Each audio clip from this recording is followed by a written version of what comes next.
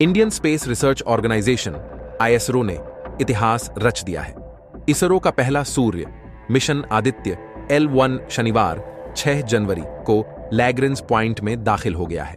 सितंबर 2023 में आंध्र प्रदेश के श्रीहरिकोटा से लॉन्च किया गया आदित्य L1 आज अपनी आखिरी और बेहद जटिल प्रक्रिया से होकर गुजरा।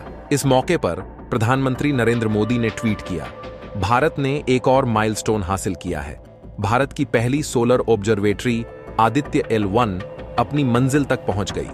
ये सबसे जटिल अंतरिक्ष मिशनों में से एक को साकार करने में हमारे वैज्ञानिकों के अथक समर्पण का प्रमाण है।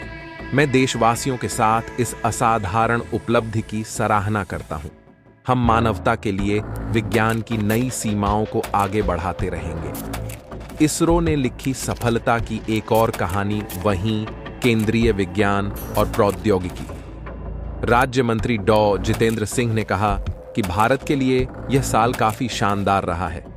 पीएम मोदी के दूरदर्शी नेतृत्व में इसरो ने एक और सफलता की कहानी लिखी है।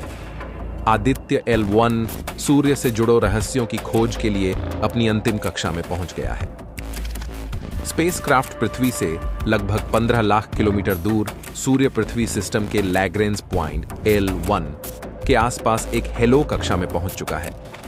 L1 पॉइंट पृथ्वी और सूर्य के बीच की कुल दूरी का लगभग 1% है।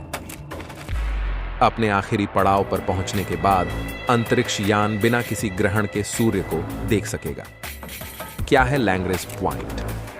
लैग्रेंज पॉइंट वह क्षेत्र है जहां पृथ्वी और सूर्य के बीच गुरुत्वाकर्षण निष्क्रिय हो जाएगा। हेलो कक्षा में L1 पॉइंट के चारों ओर सैटेलाइट के जरिए सूर्य को लगातार देखा जा सकता है।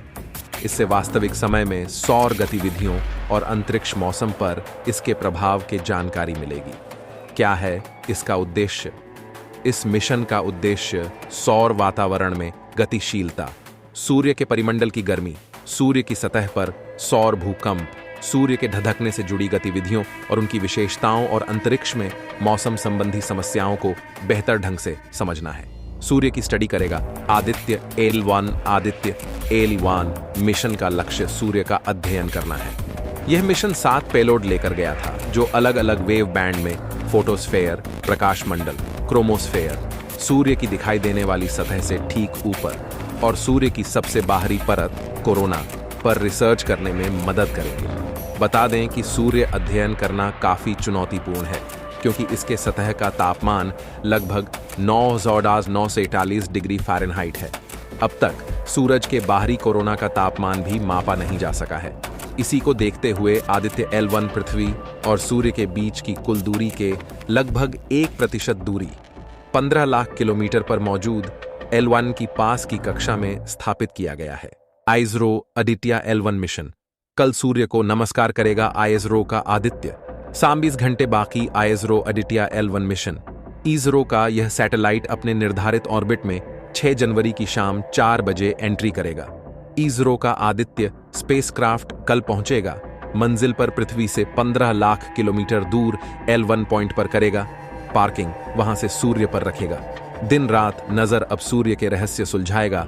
आदित्य L1 पॉइंट पृथ्वी से लगभग 1.5 मिलियन किलोमीटर दूर है। यह पृथ्वी और सूर्य के बीच की कुल दूरी का केवल 1% है। इसरो के एक अधिकारी ने कहा है कि आदित्य L1 पहले ही L1 बिंदु पर पहुंच चुका है। 6 जनवरी को यह उस ऑर्बिट में पहुंच जाएगा जहां इसे होना चाहिए। यह सूर्य की ओर यात्रा करता रहेगा। क्यों इस ऑर्बिट में जा रहा है आदित्य L1? दूसरे लैग्रेंज पॉइंट से अपेक्षाकृत स्थिर स्थिति है, लेकिन अंतरिक्ष यान को उस स्थान पर मजबूती से स्थिर रखना मुश्किल है। इस बिंदु के चारों ओर एक ऑर्बिट में जाना चुनौतीपूर्ण है, जिसे हेलो ऑर्बिट कहा जाता है। इस त्रिआयामी कक्षा में जाने से अंतरिक्ष यान को कई अलग अलग एंगल से सूर्य का अध्ययन कर सकेगा। आदित्य L1 बिंदु के चारों ओर एक ऐसे ऑर्बिट में पहुंचेगा जहां जैसे जैसे पृथ्वी सूर्य के चारों ओर घूमती है, L1 बिंदु भी घूमेगा। हेलो ऑर्बिट की संकल्पना भी ऐसी ही है। इस कक्षा में पहुंचना काफी चुनौतीपूर्ण है और यह पहली बार है कि इसरो इस तरह का प्रयास कर रहा है। कई तस्वीरें भेज चुका है आदित्य L1। बुधवार तक आदित्य L1 ने अंतरिक्ष में सफलतापूर्वक 124 दिन पूरे कर लिए थे। 18 सितंबर से अपनी यात्रा के केवल 16 दिन बाद आदित्य ने वैज्ञानिक डेटा एकत्र करना और सूर्य की इमेजिंग शुरू कर दी थी। वैज्ञानिकों ने अब तक सौर ज्वालाओं के हाई एनर्जी एक्सरे, कंप्लीट सन डिस्क इमेज और दूसरे कई झलकों को हासिल किया है। अब सूर्य के रहस्य सुलझाएगा। आदित्य L1 पॉइंट पृथ्वी से लगभग 1.5 मिलियन किलोमीटर दूर है। यह पृथ्वी और सूर्य के बीच की कुल दूरी का केवल 1% है। इसरो के एक अधिकारी ने कहा है कि आदित्य L1 पहले ही L1 बिंदु पर पहुंच चुका है।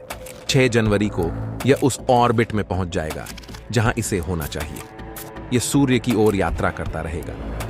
क्यों इस ऑर्बिट में जा रहा है आदित्य L1 दूसरे लैंग्वेज पॉइंट से अपेक्षाकृत स्थिर स्थिति है, लेकिन अंतरिक्ष यान को उस स्थान पर मजबूती से स्थिर रखना मुश्किल है। इस बिंदु के चारों ओर एक ऑर्बिट में जाना चुनौतीपूर्ण है, जिसे हेलो ऑर्बिट कहा जाता है। इस त्रिआयामी कक्षा में जाने से अंतरिक्ष यान को कई अलग अलग एंगल से सूर्य का अध्ययन कर सकेगा।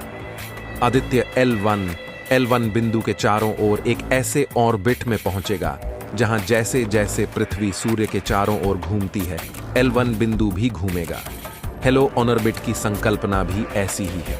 यदि आप हमारे चैनल पर नए हैं और आपको हमारा यह वीडियो अच्छा लगा हो और ऐसी अच्छी वीडियो देखने के लिए आप हमारे चैनल को सब्सक्राइब करें, वीडियो को लाइक, शेयर और कमेंट जरूर करें।